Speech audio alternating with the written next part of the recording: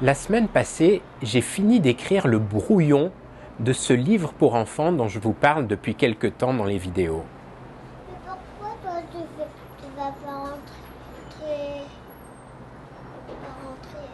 Je vais rentrer, Vikram, je vais rentrer. Salut. Je m'y consacrais depuis quelques mois à coup de 1 ou 2 heures par-ci, 1 ou 2 heures par-là. Et il y a quelques jours, je suis arrivé au bout du premier brouillon. Ça fait 36 pages A4 dans Word et environ 11 000 mots. Parfois, le soir, je raconte une histoire à ma fille. On a un personnage qui s'appelle Alfonso et ma fille me donne un thème. Et sur la base de ce thème, je commence à raconter quelque chose. Mais je ne sais pas où va aller l'histoire. Ce soir-là, le thème c'était Alfonso et la lumière magique. Et j'ai trouvé cette histoire qui est sortie comme ça, vraiment très jolie. C'est pour ça que j'ai voulu l'écrire et j'aimerais maintenant vous lire un des premiers chapitres. Alors, en l'état actuel des choses, c'est le chapitre 2. Une histoire très ancienne et sombre. Bien, lui dit sa mère, d'un air plus sérieux que ce qu'Alfonso avait anticipé. Je vais te raconter l'origine de cette clarté dans la nuit, et même bien plus encore. Il y avait un grand silence, alors que la maman d'Alfonso regardait au loin, comme si elle ne voyait pas le mur de la chambre à quelques mètres devant elle. Puis elle se retourna vers Alfonso et planta son regard dans le sien. C'était il y a vraiment très longtemps. Il y a tellement longtemps que l'on ne sait plus où ça s'est passé. À cette époque, les humains vivaient dans de petites communautés qui se déplaçaient souvent. La nature était rude, brutale, toute puissante, et les humains faisaient avec et survivaient. Ils étaient malgré tout heureux et se battaient souvent. Les jours étaient longs et chauds. Les nuits étaient tellement sombres que même le feu que les humains avaient tout juste commencé à apprivoiser et à utiliser, même le feu n'arrivait pas à éclairer un petit peu de cette obscurité. Dans ces conditions, personne ne sortait dès le début du crépuscule, et la nuit était redoutée. Beaucoup avaient tout simplement disparu dans l'obscurité pour ne jamais être revus. Alfonso tirait une tête pétrifiée, avec des yeux grands ouverts.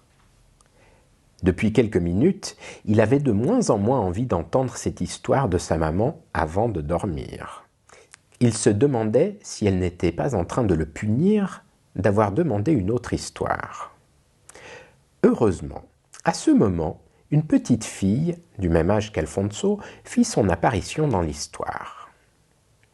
Elle gardait quelques chèvres à moitié sauvages autour de sa maison où elle vivait avec ses parents. Et elle savait très bien qu'il fallait être rentrée bien avant la nuit. Elle avait ramené les bêtes à leur abri, leur enclos.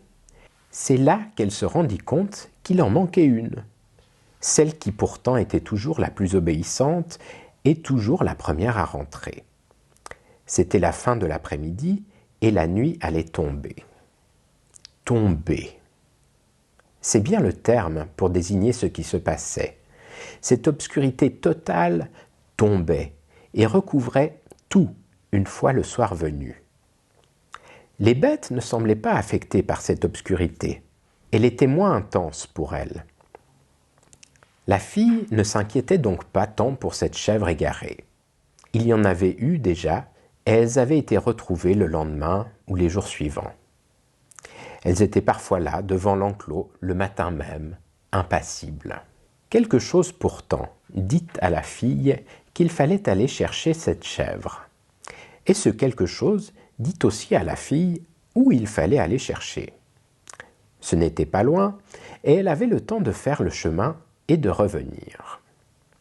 Elle se mit en route vers les hauteurs, et en un court moment se trouva au pied d'une falaise, dans un terrain rocailleux, là où ce quelque chose lui avait indiqué d'aller.